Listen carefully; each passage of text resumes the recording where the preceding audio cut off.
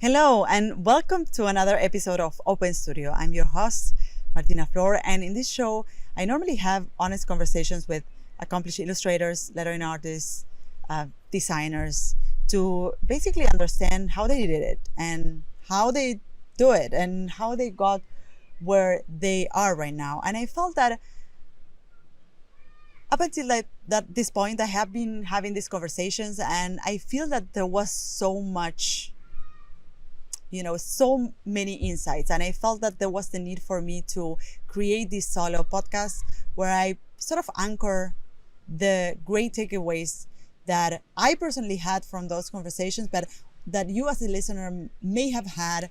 And I wanted to sum it all up in one episode, and probably this will be a series of episodes because there were a lot of different takeaways from all of the conversations. So this is one episode of a series of episodes where I will just sort of anchor down or list down many of the takeaways that I have had throughout these conversations. And I also wanted to share with you that, if there's a goal with this podcast, is that through these conversations, I got to realize, and also I hope that you got to realize as well, that there's a myriad of way of setting up a creative business. And that, I have had many creatives in the show, and there's unlimited ways of making money with your art, of making a living with your art. And I feel that as creatives and as artists, we have heard enough people saying that you cannot make money with your art. And I feel that this is really an idea that is part of the past and is not part of the present. Nowadays, there's millions of ways of making money with your art. You can start your own online shop like Malika Fab did, and F. Dot, who was in the previous episode, also did. You can start your own side project and monetize it. You can work for clients and be hired all over the world, like Luca Barcelona does, or Alex Truth, who were also in previous episodes, told us about. So there's a myriad of ways in which you can make money with your art, and I think that having these conversations with artists that are already doing this, it's a way of showing and proving that this is possible for you as well. So this is a little bit of background information of why I carry on these conversations with other creatives. Not only because I find it really interesting as an exercise as a creative to talk to other creatives, but also because I feel that it provides you with a lot of insights on in which ways you can create your own creative business, right? So I feel that there's a lot of things that I have learned through these conversations that I want to talk about, but I feel that we could start by like the overarching concepts, which have to do with first, the craft, which is something very important. It's like the essence of any creative business, and also the business itself, which I feel is a container. So I want to explain to you this concept. And this is a concept that I developed through my own experience at running my own creative business, but also through interviewing other creatives and illustrators and artists, and also experiencing or working in someone else's business. I feel that there's two aspects to a successful creative career. So number one is the craft, and I think this is essential. This is the essence of what you do, right? So first, there's the craft, which is something that you need to put front and center in your business, right? So the craft is the substance, is what you are there for, what you can offer to the world. Is essentially your value, right? And what I have learned through discussing with or having these conversations with other creatives is that they have also put their craft and their arts front and center in their focus or in their calendar. First, they have found something they love. They have found something in which they feel they could do more and more of, which is very important. They kind of like, you need to find that thing that where you really feel that you can make a difference, where you really feel that you can bring some value, right? And I think that if there's something that I've seen in many of the conversations is that these creatives are very focused on their craft. They really put them in the center of what they do. They really want to push it forward, and they really love what they do, right? And this is also sometimes a problem because they love what they do, they find hard to stay away from what they do. So they find their challenges are to take breaks or to allocate time for or allocate downtime. But this is something that perhaps makes a topic for a next podcast. But I think this is something important that is, in this first item that I was speaking about, which is the craft. They have found something that they really like and they really love, and they really hone it. So they really work for it. So that's the other aspect of it, that they have put in the work. I always say this to my students that, there's a lot of aspects to running a creative business and to having a career as an artist. And of course, marketing is one of them, and social media and audiences and finding clients and all of this is really very important. But if you don't have a substance to offer, then you are down to nothing. So I feel that you really need to focus on getting really good at what you do. That's your differentiation or the differential aspect of what you do, right? So this is something that I have noticed also through these conversations, that they have put in the work to get really good at what they do, to really stand out through the great work they do, right? They don't make compromises with this. They really do great work, and they have put in the hours to have great output, right? Another thing that I have noticed in terms of, developing their craft is that they have studied the subject. So many of them have really dedicated not only a lot of time to do the work, but also a lot of time to study and focus studying. Like, you call it whatever you want, not necessarily going into academia. Many of them have been into academia, but many of them have just dedicated a lot of time to study, to seriously study about the subject, not just like trying to get the information from here and there, but just they have found a mentor, or they have signed up for a course that goes deep into the subject, or they have found or they have been hired in a job where not only they were trained into a certain craft, right? So they learn through working, they learn their craft. So in all of them, I can see an intense learning experience. And what I also seen in this artist, just because they have studied it's more or less like the consequence of having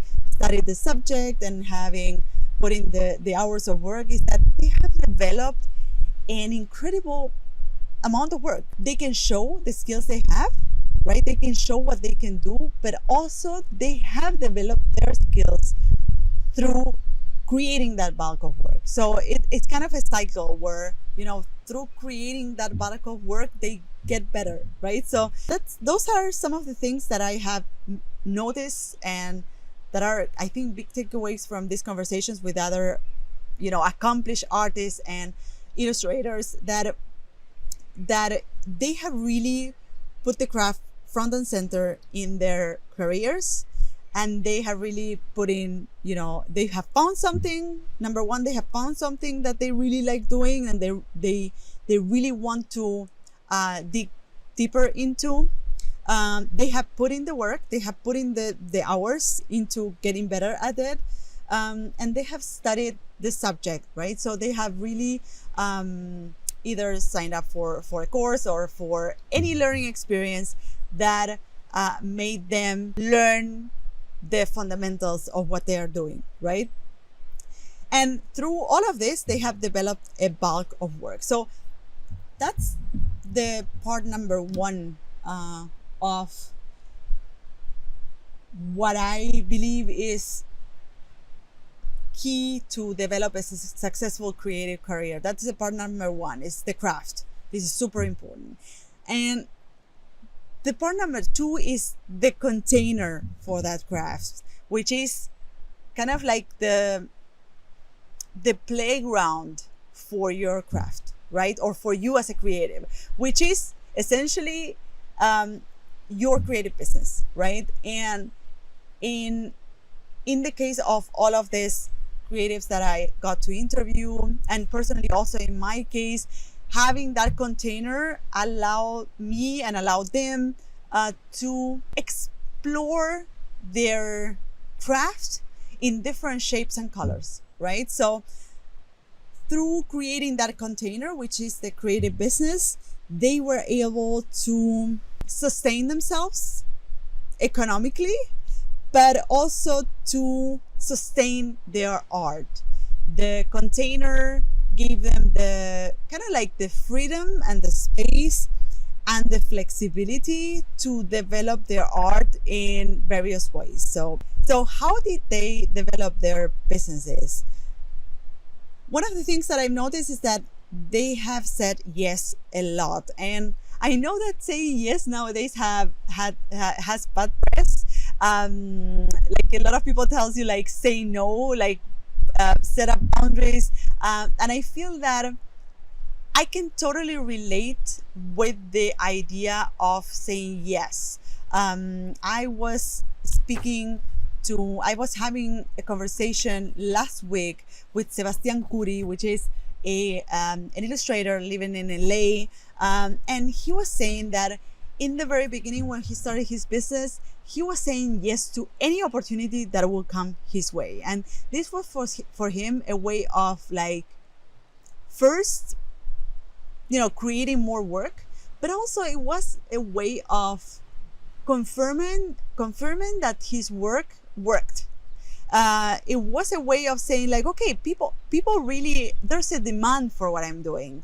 And if he was continuously saying yes so that he could create that work, there was an opportunity for him to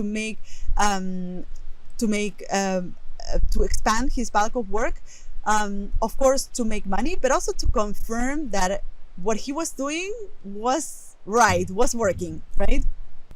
Of course, after a certain point, I believe that you have to start saying no, of course. But in the very beginning, saying yes is very helpful for you to see that your work, there's a demand for your work, that there's opportunities for you, and also to develop your own portfolio. I think this is something that worked as well for me, and I've seen it working for a lot of other creatives. A lot of the people I coach also have started in that way, where they say yes to all of the opportunities that come their way, and then they start putting boundaries or deciding which jobs to take and which jobs not to take, right? So another thing that I have seen is that a creative doesn't builds their creative business on top of what he or she already knows. So what I mean with this is that often when a creative or an illustrator, a lettering artist is starting a new business, they are looking to focus on a certain thing. They are doing, up until that point, they have been doing work for others. They have been doing a myriad of things for other people. They decide to start their own business, not only because, of course, it becomes a container for their creativity, but also because they see an opportunity for them to double down on one thing, right? And they want to stop doing a lot of the things that they were doing that they don't want to do anymore, right? And many of them have taken those experiences into their businesses.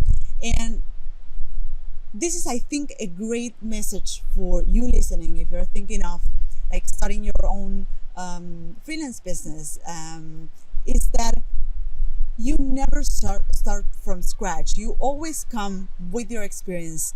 Everything comes with you. This also serves your business.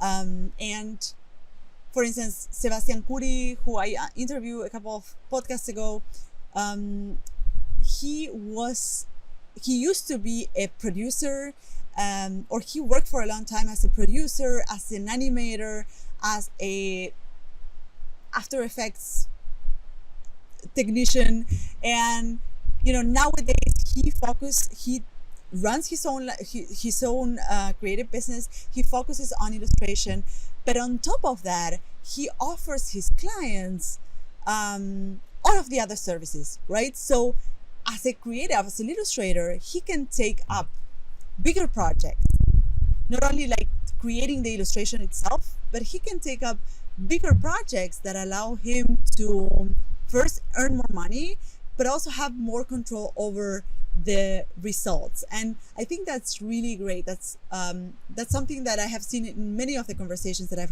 had. Also, many of the people that I have had conversations with had this kind of attitude that is like, okay, I didn't start over. All of the experience that I had before served me for a certain purpose in my business, right? And I see that in myself with my own business, that all the previous experiences that I had working in the corporate world, for instance, many of these concepts that I learned there, many of this experience that I gained there, I apply nowadays in my business in terms of perhaps administrating a team, or perhaps in terms of having a vision or setting a vision for my business, right? So many of the things that you have done in the past can serve you in your creative business, and I think this is a great takeaway, and it's something really powerful. If you're thinking now of starting your own creative business, this is something really powerful or really empowering, that is, you're not starting from scratch, right? So the other thing that I have seen in terms of creating this container that I was speaking about, which is the business, is that many creatives have shaped and a structure that works for them. For instance, and this means that there's not just one way of setting up a creative business. You can be a solopreneur, right? And be just you in your business. You can have a team. You can collaborate with several people without having a company, right? So there's several ways of setting up a creative business. And for instance, Alex Throshut, which I interviewed a couple of shows ago, he works with a producer and an agent. He is a solopreneur, so he has a solo business. He was, at the moment where I interviewed him, or I had this conversation with him, he was in Bangkok. So he also relocates. He's based in New York, but he relocates cities and works from wherever he wants, and he enjoys that kind of freedom that he can have through being a freelancer and not having a team, right? So he has these other people that are satellites to his business in a way. So these are people that work with him, the producer and the agent, and they solve certain aspects of his business so that he can focus on the creative work, right? On creating the actual artwork.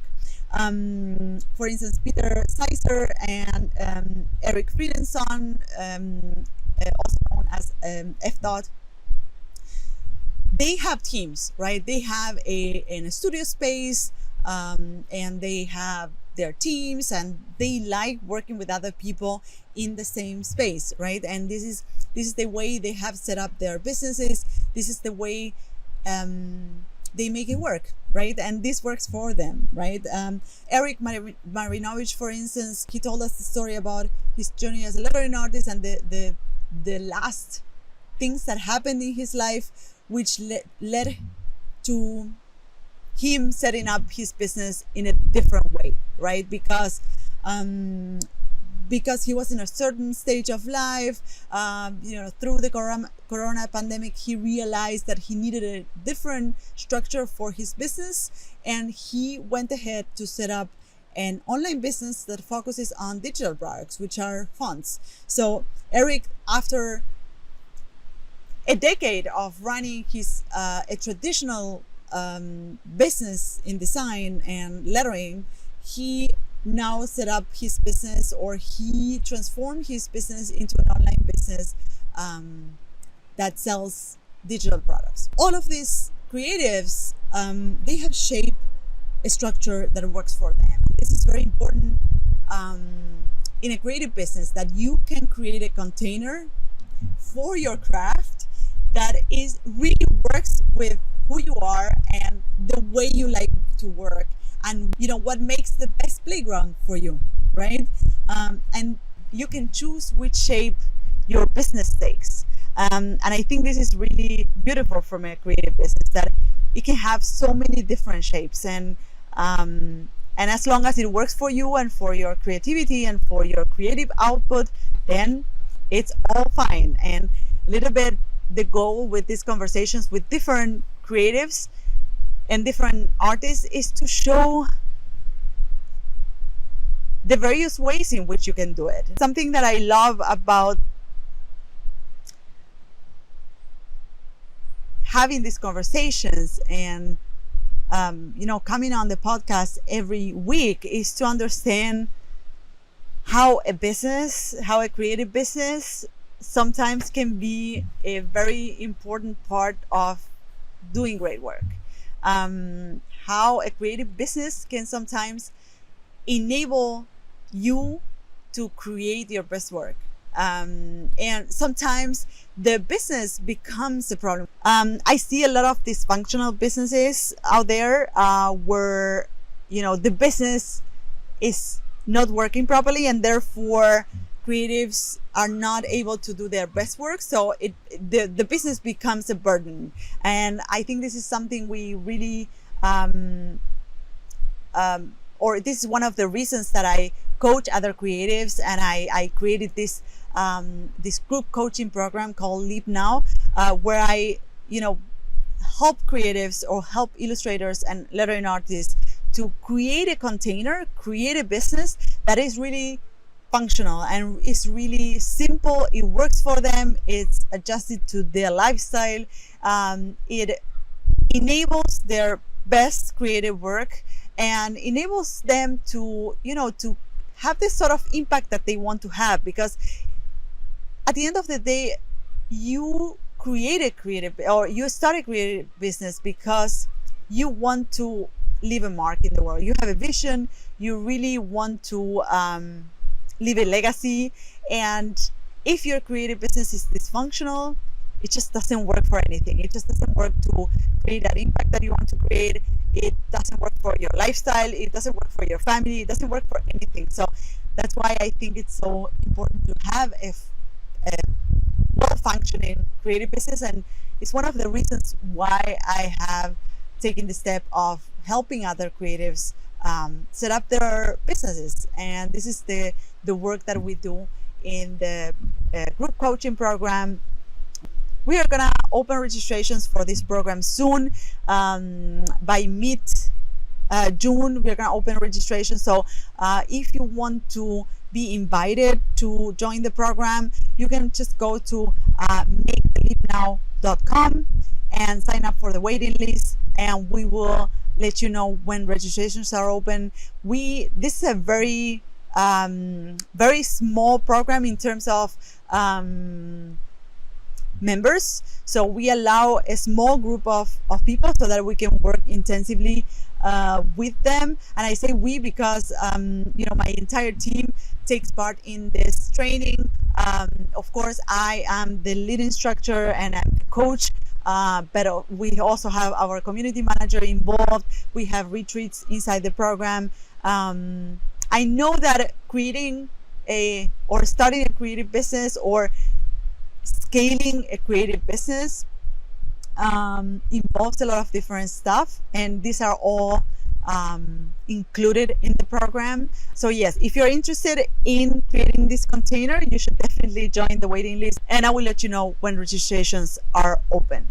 This is a little bit like the concept that I wanted to share with you, this idea of how, what are the overarching elements in a successful creative career, which have to do with the craft, to really have a great creative output and put that front and center in your business, in your focus, and to have a container for that, which is your creative business, right? And create a container that is not dysfunctional, that is simple, is working well, and allows you to thrive in your art, right? So I hope that in the next solo episodes that I will be offering as part of this series of episodes, I can unfold more of these concepts with you, and provide more insights into what it is to run a creative business, and what are the things that you may want to have into account.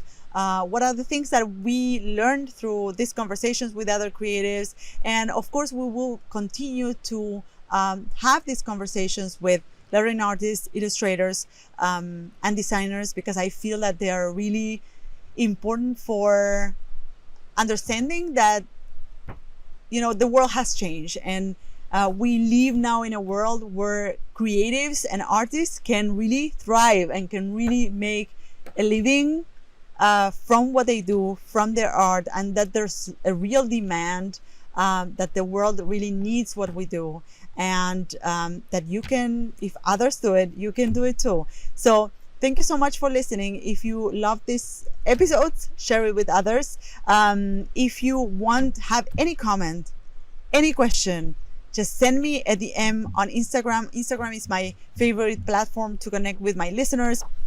So just send me a DM. Tell me what what your thoughts are. Tell me also, suggest topics that we can talk about during the podcast and we can touch on during the podcast. I will be happy to touch on those topics. So thank you so much for listening again today. I hope you enjoyed this solo podcast, and share it if you liked it, and I hope to see you on the next episode of Open Studio. Bye bye. So this is it. I hope you loved this episode. You can find me, the host of the show, on social networks at Martina Flor on Instagram, Twitter, and Facebook. If you have a question or comments, go to martinaflor.com/podcast, where you can see previous episodes, find show notes, and send voice memos with your comments and questions. You can also watch these episodes on YouTube. Just go to martinaflor.com/YouTube to find them. You can, of course, listen to all our episodes on your favorite podcast platform. If you loved this episode, subscribe to this podcast. And if you leave us a review, it will help others find us. Thank you all for listening, and see you in the next episode of Martina Flor's Open Studio. Bye-bye.